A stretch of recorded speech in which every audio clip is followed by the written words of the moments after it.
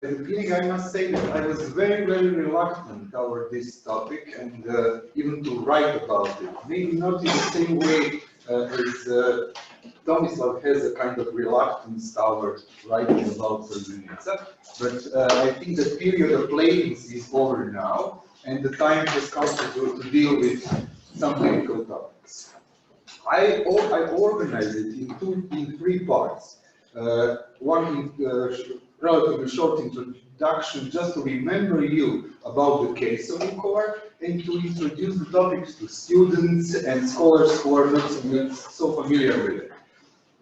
Then I will talk about the status of Vukovar in collective memory and refer mostly to one, I think, very, very not very, but excellent newspaper column of Boris Dežulović. And finally, I would like to present you some of the results of the research I was involved in at the end of this year.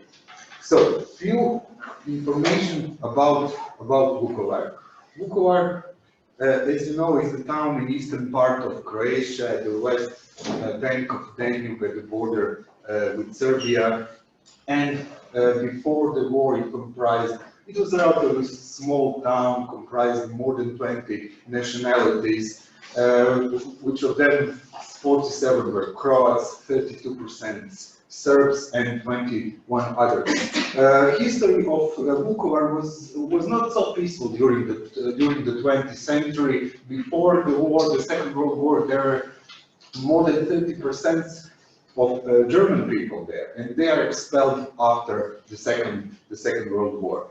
Vukovar was industrially developed area, as you can see. This is a number of industrial workers before the war, and I would say it was diametrically opposed to what is now. Its GDP per capita was even bigger than in Croatia, for all, I think, more than $1,000 and it started to develop in industrial and urban sense between two world wars, but mostly developed during socialist Yugoslavia, which is unpopular to say today in Croatia, of course. In the 1991, it became the main point of escalation of mass violence and war, and escalation of violence started on the 1st May with the massacre of 12 Croatian policemen in Borovo Selo, and developed into the total war in August 1991, and this was the result. It lasted officially until the 18th November 1991, and siege of Vukovar lasted for 87 days, and since August to November 1991, the town was almost completely destroyed. The damage was estimated $2.5 million. More than 50% of population was forced to leave. There is, of course, issue of war crimes, massacre at Ovčara with more than 220 people killed, who were mostly patients from the hospital. Also, at the city graveyard, there is a mass grave comprised of 38 people, and at the beginning, more than 2,000 people were missing. Also, several middle-range Yugoslav People's Army officers were indicted, 2 of them sentenced. 14 former paramilitaries in Serbia, as well as partly Slobodan Milošević, then local mayor, president of Serbian Autonomous Region, and some of them died but all of 3 last guys died in prison or outside the prison, and sentenced in Croatia, especially in Vukovar, were considered too lenient, especially small prison sentences, and further discontent was produced by the fact that other high-ranked officers of Yugoslav People's Army were never indicted. It was captured or occupied for Croatian side or for Serbian side liberated from 1991 to 1996, it was a part of Serbian autonomous region, but completely infrastructurally integrated into Serbia system. In 1998, it was really integrated peacefully, and from 1998 to 2003, 11,000 people returned to Vukovar. However, since then, Vukovar is divided city. Serbs and Croats mostly go to different shops, cafes, restaurants, sports club, schools, non-governmental organization, and listen to different radio stations. Croatian sociologist Kruno Kardo calls this a social polarization within a spatially mixed environment. Unemployment is still very high, especially among youth, who increasingly leaves the town in search for a better future. One recent survey in Vukovar showed that only 28% of youth from 15 to 30 years old would like to stay in the town. Furthermore, the town never recovered in economic and social sense.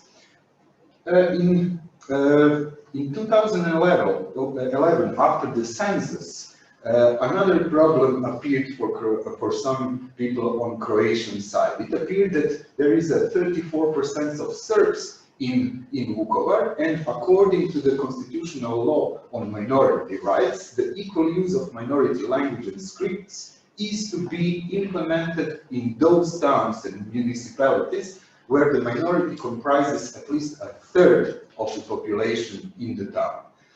Bilingual signs were first put on state institution buildings in Vukovar in 2013, while the government was led by the center-left Social Democrats, sparking a series of protests, during which some of those signs were smashed, as you can see, sprayed over, or forcibly taken down. The issue remained in the spotlight until late 2015, when Social Democrats lost the parliamentary elections to the center-right Croatian Democratic Union, and the signs that remain in the town are either in Croatian or with Cyrillic scripts taken over, as you can see on this second photo.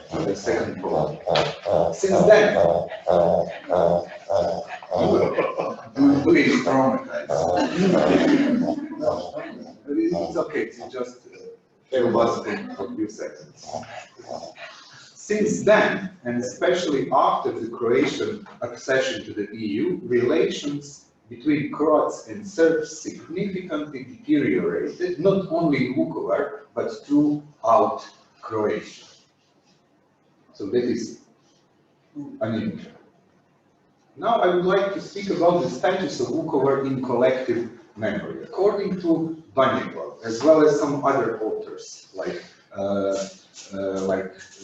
Vukojević, town has a double identity in wider Croatian discourse, as a heroic town and as a victim town. Heroic dimension was related to its resistance to the much stronger and well-equipped enemy army, while the victimizing dimension was developed due to the mass destruction, war crimes, and ethnic cleansing. It would be unpopular to say that in Croatia, but several topics or elements of symbolism about Vukovar battle in Croatian narrative remind me of Serbian narrative of Kosovo battle of 1389, such as bravery and martyrdom, determination to fight against much stronger enemy, glory, celebration of defeat, framed into the story of defending certain form of civilization or community of values from the ultimate or demonically depicted enemy. Also, the consequences of defeat were interpreted as significant weakening of the enemy in both interpretation. In Croatian narrative, that is expressed as breaking the bone of Yugoslav army, and by that diminishing its power to proceed with conquering and occupying other parts of Croatia. Also, there is another common element of betrayal, which appeared almost immediately after the fall of the city in the form of deliberate sacrificing the city for the cause of international recognition, and that is more optimistic version. While the more ominous version was that Vukovar was sold as a part of secret plan of territory swap between Tudjman and Milosevic. Related, not this one, related to that topic is the one about being abandoned by the same community of Wales, read Western Europe, which was supposedly defended in the battle. Also, the Battle of Vukovar is in a similar way as Battle of Kosovo in Serbia, the fundamental political myth in Croatia, which is constructed to express something that I call the heart of Croatness, as well as the cultural trauma of victimhood, as it is already pointed by Ana Nebojša in one of her last papers. In more than the last 2 decades, the symbolic identity building or sacralization of heroic victimhood of Vukovar as a wound on the body politic of Croatia was strongly related to the commemorative rituals, especially Day of Remembrance of the Victim of Vukovar on 18 November, which includes this memory procession. This march looks to me as a kind of repeating the martyrdom and willingness to die for the national cause in a symbolic way, of course. When we speak about the construction of different levels of trauma, I think that here the group trauma has been constructed through the singular use of the word victim attached to the whole town, not to its inhabitants, which are not present in dominant discourse. And this is also mentioned by some other authors. And that is a symbolic operation of aggregation of individual traumas into a common narrative, while the cultural trauma was constructed through the further contextualization and interpretation that such sacrifice, imagined as an ultimate moral act, was for the sake of greater good, which is Croatian independence and freedom.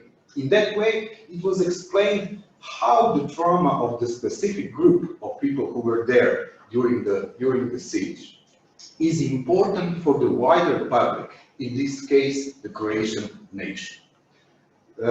Here you can see this is from Banjegla, one of the last papers, where she shows us some statistics about this this memory procession from 1998 to 1989 to 1918. For 2019 are similar numbers, and Corona procession was like, I think, 10,000 people, maybe more. Here you can see changes in the title of procession, and as I can see, there is a kind of cementing of the narrative about Vukovar, and as Duško would say, a repetition. Moreover,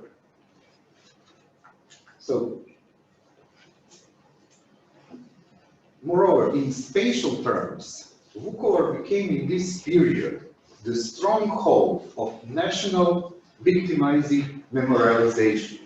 You can see that easily on this pilgrimage map. Vukovar is literally surrounded and permeated by memorial sites. Maybe I could use Anna's term of terrorscape on this pilgrimage map. So, through the construction of the group and cultural trauma, including specific legitimizing narratives, memory processions, and spatial organization of monuments which memorialize double identity of the hero-victim town, as well as through previously mentioned social division of the town, which is further reinforced by previous symbolic and spatial means, Vukovar, I would say, is frozen in time, and its inhabitants and visitors are constantly reminded of that. This was already recognized by other authors, such as Skoko and Bagic, in their survey conducted in 2006, in a sense that not only inhabitants of Vukovar, but most citizens in Croatia perceived Vukovar 15 years after the war as, I quote, trapped in wartime, and their perception of the town was still focused on the consequences of the war. Now, I would like to proceed to one newspaper column written by Boris Dežulović on November 19. It was related to the commemoration. The title is Vukovar, a life-size monument to the dead city. This was proclaimed as the best commentary by Europe and gained European Press Prize in 2014. And I think this is a very good critical analysis of the politics of memory in Vukovar. And I would like to read you parts of that column. I think it explains in the best way what is Vukovar in hegemonic discourse today.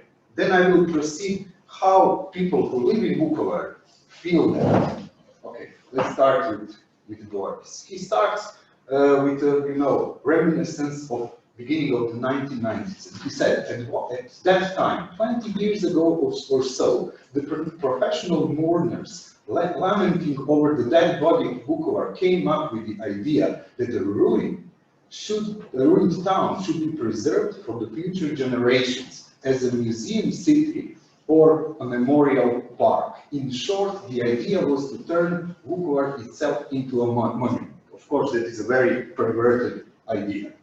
But it was very seriously discussed. The bizarre proposal, as he said in the next paragraph, the bizarre proposal was not an aberration coming from the margins. The enthusiastic advocates of the idea included certain very important figures of that time, among them professors, academics, and the so-called patriotic intelligentsia. All of them going out of their way to outstrip each other in expressing ritual reverence for the sacrifice made by the hero town. How the project should have been carried out is still not completely clear, although the idea was remarkably simple. Everything in Vukovar was to be left intact, exactly as it was on the day when the liberators shot the fatally wounded town in the head. The entire murdered city was to be conserved, possibly with the stabilization of ruins that could pose a threat for future visitors or maybe tourists. The iconic bullet-scarred water tower, which is preserved today exactly in that way, the mutilated Dunav Hotel, the flattened Baroque city center, the burned Elks Palace, everything was to be preserved as it was still the day after, on November 19, 1991. Possibly enclosed with a fence, in memory of that frightful opening as a warning for the future generations, so that, as the inscriptions in such cases usually read, it may never happen again. So, little thought was spared for the 40,000 people who had lived in Vukovar until that autumn. They would make it somehow. They would find a way to spring to their new lives from shelters and refugee camps. The people were definitely not thought of as a problem. People from Vukovar were dispersed on 500 different places in Vukovar, in whole Croatia, and those are only with the status of internally displaced person. I think there are more Vukovars today, and then as well. The most bizarre detail of the story is that at the same time, the same idea emerged in Serbia. There were more than few proponents of the monument town in Belgrade, and they pushed for the idea offering precisely the same justification, so that it may never happen again. And these were not anti-war activists, but members of the ranks of Greater Serbia patriots. The idea about the memorial town never came to light, though. It remained confined to the yellowing newspaper clippings, or rather, it is what has been believed. In reality, throughout the past 2 decades, the patriotic architects painstakingly worked on the project, and today the conservation of Vukovar is finally complete. Its wartime image of the 1990s preserved, and the town has become a monument itself, devoid of every urban, social, and human meaning. Today it is nothing but a life-size monument to the dead city, a monument itself.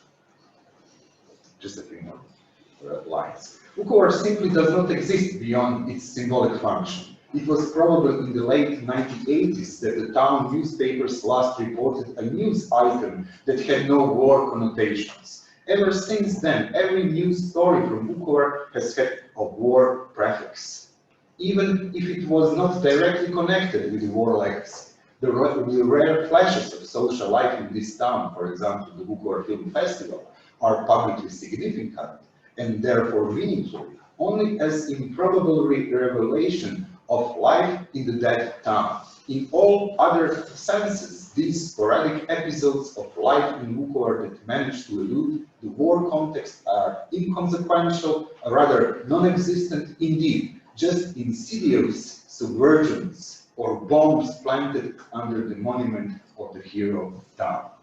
A lively Vukovar without the inscription, so that it may never happen again, does not exist on the map. There is no other purpose in Vukovar beside the ceremonial one. Nothing can be found in Vukovar devoid of Croatia-Serbia war background. In short, there is nothing in Vukovar. Or rather, there is something. The hero town, the homeland war, the corps, those are commanders of defense of the town, both senior and junior, the segregation in schools between Croatian and Serbian children, graffiti about Croats and Serbs, Cyrillic letters and bilingual street signs, demonstrations and memorial marches, flags and memorial masses, chetniks and defenders, bishops, generals, and the headquarters for the defense of Croatian Vukovar. In fact, can anyone recollect the news item about Vukovar that did not mention the headquarters for the defense of Croatian Vukovar?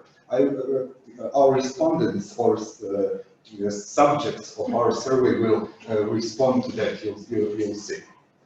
22 years later, Vukovar is just a conserved ruin of its former 1991 self, a preserved corpse, a depository of candles and rites without any purpose other than protocolary reverence and the drilling of patriotism into people's heads, to which, fearing the symbolic power of the hero town, everyone acquiesces without asking unnecessary questions. Of course, tabuization. Not everyone will like this, but for such a symbolic Vukovar, profoundly lifeless and pointless, and existing only in solemn words written in cheap styrofoam, it is completely irrelevant who the winner of the Homeland War was. To the architects of the memorial town, the dead Vukovar would appear the same even if it remained occupied. It would be the same skeleton and a monument itself. The warning, so that it may never happen again, would also be the same, only written in Cyrillic. Written from the position of the aforementioned architects, such warning, usually considered as positive slogan, is nothing but a hypocritical face side, I would say, or a facade of its underside, which I find expressed in two events. One was in 1991, when Chetniks entered in the Vukovar, chanting, "Slobodan, send us some salad, for there will be meat.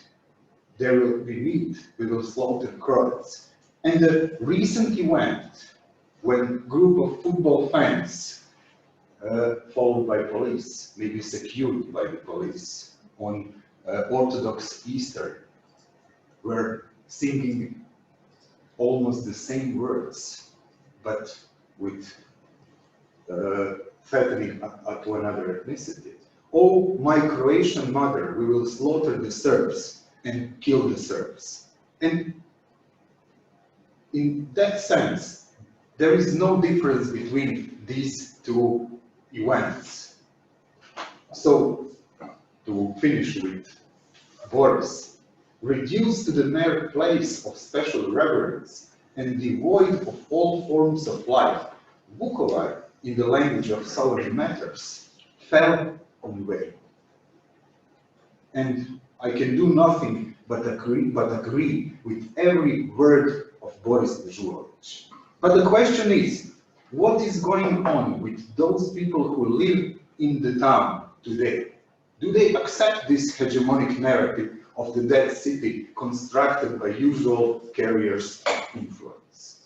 So, in December, I've done with some of my colleagues, especially Dinka Čorkalo-Biruški, one study in Vukovar, and we were interested about citizens' attitudes about the life in the city. It was about the main issues in the town, problems, what are advantages and disadvantages in the town, what are their attitudes about local and national politicians, NGOs, social media actors as well, about education, trust, not only to institutions, but to their neighbors of different ethnicity. What is their perception of future, etc. I will just show you some bits of this research. It was done in two-step design. First, focus group to prepare, for the more quantitative survey. There are 4 focus groups comprised of Croats and Serbs of different age, and that was a basis to create a questionnaire which lasted from 15 to 20 minutes, and it was conducted through telephone interview on 372 inhabitants of Vukovar. Sample was at the beginning probabilistic, but at the end we overrepresented a little bit minorities in Vukovar. And what was also interesting, there was a 70% of refusal to be involved in this survey, and mostly people who refused said, this research cannot change anything in Vukovar. And who cares about us? We are completely abandoned. What we have discerned through various analyses are the 5 major attitudes, which are articulated in this way. First, as a sense of irresponsibility and of local government and favoritism, not only in ethnic terms, but also in terms of clientelism, corruption, etc. Then they have a strong sense of negative framing of Vukovar in the general public by media, newspapers, and also they feel that people who are coming outside of Vukovar, they think that war is still at stake there. That the only everyday reality is always related somehow to the war from the 90s. But there is some hope. They show also willingness to overcome the past and reconcile in interethnic terms, wish to change the local politics and parapolitics, I would say, and there is also a strong perception of division and interethnic conflicts, especially among youth, as a serious problem in town. And all ethnic groups criticize such status quo and want what changes in highest degree among Serbs, in lowest degree Croats, and other minorities are in the middle. Taken together, all these attitudes express a sense of entrapment by politics and media. And I would like to show you 2 excerpts from our focus group. One older Serbian said, "I feel myself for a long time as an audience in Vukovar, as if it was a bad show, as a political training ground. The scenery was built. I experienced myself as a hostage of the past, not as if I live in the present." The second one, this is an older Croat, said, "The perception of a place is shaped by the media. If the media perceives it as a monument, it will be like that. But life is as complex in Vukovar as it is everywhere. If we turn into a museum specimen, it will be just a monument, a statue. What we have done later on was a kind of cluster analysis of attitudes just to identify different groups of people who are in different degrees satisfied, in which level they are satisfied with living in Vukovar. It is based on these 5 attitudes, and it is shown in this.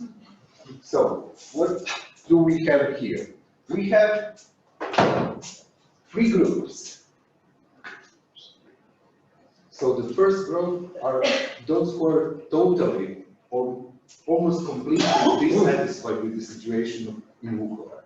Another group, which is mostly unsatisfied on these 5 attitudes, and here you can see average means, and this is the theoretical mean, 2.5. And there is a third group, which we call relatively satisfied. What we can see here, that more than 80% of our sample, maybe we can generalize to the whole population, is seriously dissatisfied with the status quo in Vukovar, no matter of their education and economic standard. Those who are relatively satisfied are seniors and very religious people. But distribution between these three groups of nationalities are different, as you will see. Completely dissatisfied are almost 50% of Serbs, almost 30% of Croats, and 20% of others. In this most dissatisfied group, you have mostly other Serbs, 40% of Croats, and 2/3 of others. And in this relatively satisfied, this relatively satisfied group is, of course, dominated by Croats. What these attitudes and what these results indicate, that these identified attitudes express, first of all, very important issue. Maybe I would say maybe the most important issue of this town, and long-term priorities of the local community in dealing not only with past, but also with the present and the future. But there is resistance that can be expected to change the status quo. That is, of course, local government, which is now the same mayor is re-elected, which is radical right, and part of the Croats, mostly older, conservative, probably those which have direct individual or family trauma from the war, which have the normalized sense of being privileged. Some of them think that it was a shame that Vukovar was not reintegrated through the military action as in Oluja. Also, they do not trust the local Serbs, their neighbors. They pretend not to see obvious discrimination of Serbs in Vukovar, and they think, they consider that only the victims among Croats matter. Victims of Serbs, for them, are completely derealized. So, what is to be done? I just sketched. I think I missed something in this. I think that people, this group here, are carriers of trauma, and they function in a form of reinforcement with local government as carriers of influence, as a conventional carriers of influence. And the question is how to change that and what is to be done. I just sketched what came to my mind. First of all, we need further research, of course, on mutual obstacles to reconciliation. What is interesting in our focus groups, what was usually emphasized by local mayor and some other politicians, is that the major obstacle for reconciliation is to find missing persons. But no one in our focus groups mentioned that. No one, zero. Also, we should put that in further research. Also, we should deal with, I would say, experiential and ideological reason for accepting trauma narrative, and of course distrust to Serbs, which means individual, family traumas, relationship of these people to far right, their historical revisionism, etc., and etc. What we need also is something that already failed at the beginning of 2000s in Croatia. That is strong programs in civic education and something that was already tried. That is multi-perspectival history education. There is a source for that because people in Vukovar, they express high trust in teachers. Also, I think that it should be established institutionalized learning about others and the history of local violence, at least. I think they should, of course, that from today that maybe look as a utopian move, but I think they need to learn about each other. I think that Croatian children should learn about Serbian history. They should learn, as I learned during Yugoslavia, Cyrillic script, etc. Fight against clientelism and corruption in local government.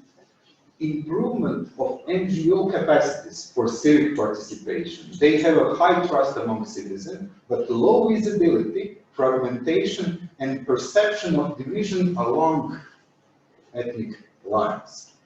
And finally, semi-finally, we need a desacralization of memory politics at the national level.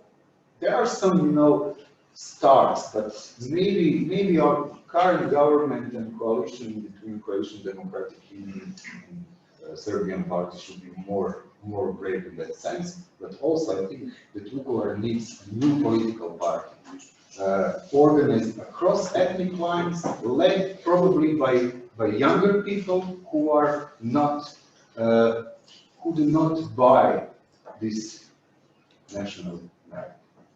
That's it. Thank you.